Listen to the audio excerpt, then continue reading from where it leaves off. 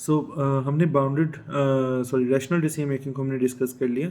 अब हमने जो दूसरी टाइप डिस्कस करनी है वो बाउंडेड रैशनल डिसीजन मेकिंग है। Bounded rational decision making basically क्या होती है, हम इस चीज़ को देख लेते हैं। Bounded rational decision making basically ऐसी डिसीजन मेकिंग कहते हैं जो लिमिटेड इन्फॉर्मेशन की बेस पे ली गई हो। ऐसा डिसीजन जो लिमिटेड इन्फॉर्मेशन की बेस पे ले लिया गया हो उसे बाउंडेड रैशनल डिसीजन कहा जाता है। फॉर एग्जांपल, आपने एक शॉप में आप एंटर हुए, आपने एक शर्ट परचेज करनी थी, वो ड्रेस शर्ट थी।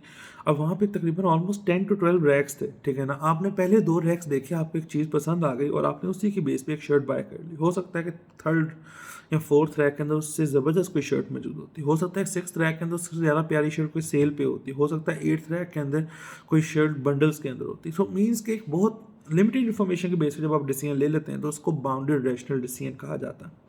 ये सेकंड टाइप होती है डिसीजन मेकिंग की। जो थर्ड टाइप है हमारे पास डिसीजन मेकिंग की, उसे हम इंट्यूशन कहते हैं, जो हमारी सिक्स सेंस की बेस पे होता है। हम तुक्का लगाते हैं, ठीक है ना, हमारी एक्सपीरियंस बेस्ड तुक्का होता है वो। ऐसा नहीं है कि आप किसी भी चीज़ के मतलब किसी भी तरह का गैस कर लें तो वो ठीक होएगा। इंट्यूशन बेसिकली आपके एक्सपीरियंस बेस्ड होता है। आप पहले उस तरह सिचुएशन से गुजर चुके होते हैं तो आप अपने सिक्स सेंस को यूज़ करते हुए जल्दी से जल्दी वो डिसीजन लेते हैं। ऐसे इंट्यूशन बेस्ड डिसीजन कहा जाता है। जब आप देते हैं ना, इस तरह के टेस्ट होते हैं डिफरेंट तरह के, जी मैट हो गया या गैट हो गया इवन, तो उसमें आपको बड़े लिमिटेड टाइम के अंदर बड़े ज़्यादा एमसीक्यूज रिजॉल्व करने होते हैं। और बाद में इस तरह का टाइम आ जाता है जब आपके पास टाइम बिल्कुल ख़त्म हो गया लेकिन अभी आपके क्वेश्चंस पड़े होते हैं, तो फिर हम उस पर तुक्के लगाने शुरू, इंट्यूशन बेस्ड लगाते हैं। जल्दी से क्वेश्चन की स्टेटमेंट पढ़ते हैं विदाउट थिंकिंग टू मच, हम अपने एक्सपीरियंस बेस्ड गेस्ट यूज़ करते हैं। That is intuition. कोई बाउंडेड रैशनैलिटी नहीं है, कोई रैशनल डिसीजन मेकिंग नहीं है, दैट इज़ कम्प्लीटली इंट्यूशन। तो वो इंट्यूशन की सबसे बेस्ट एग्जांपल होती है हमारे पास।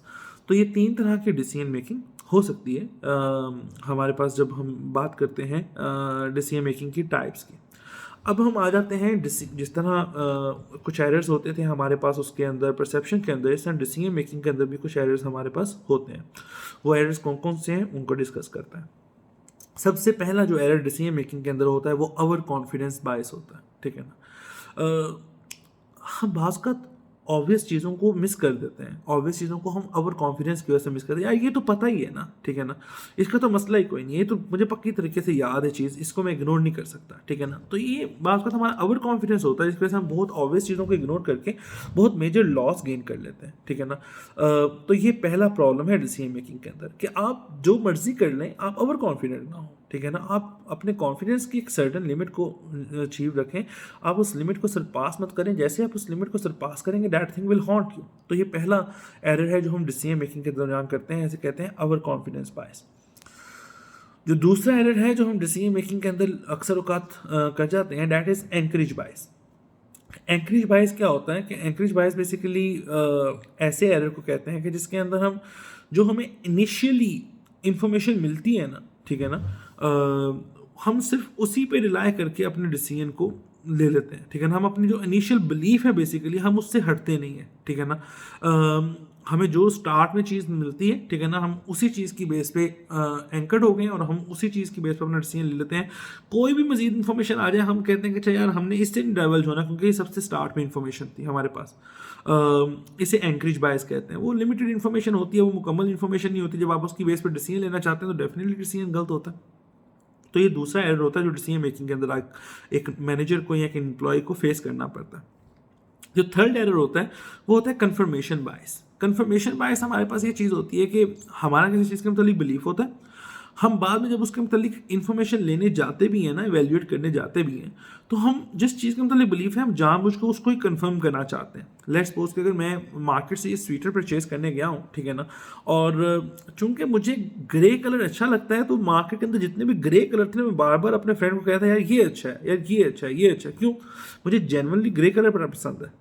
तो उसकी वजह से जब मैं अपने ही उस चॉइस को कंफर्म करूंगा, बार बार रीअफर्म करूंगा, बार बार रीअफर्म करूंगा और उसकी बेस पे डिसीजन ले लूंगा। हो सकता है कि ब्लैक, मैरून, इंडिगो, ब्राउन, बड़े ज़बरदस्त किस्म के कोई कोट या स्वेटर्स या जर्सीज वगैरह मौजूद होती है, लेकिन चूंकि एक कंफर्मेशन बायस वाला डिसीजन मेकिंग में एरर था कि हम बार बार वो चीज़ें कंफर्म कर रहे हैं, ठीक है ना, तो उसकी वजह से हमने एरर हमारे साथ हो गया। इससे भी ये भी एक बड़ा पॉपुलर डिसीजन मेकिंग एरर है।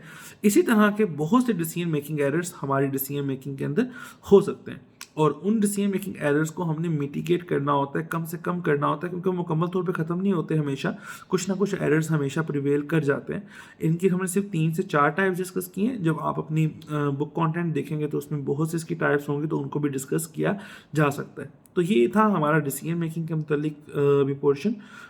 So this was all about today's lecture. इसके अंदर हमने परसेप्शन को डिस्कस किया, डिसीजन मेकिंग को डिस्कस किया, दोनों में जिस तरह के एरर्स हम कमिट कर सकते थे हमने उन दोनों को डिस्कस कर लिया। Thank you so much for listening.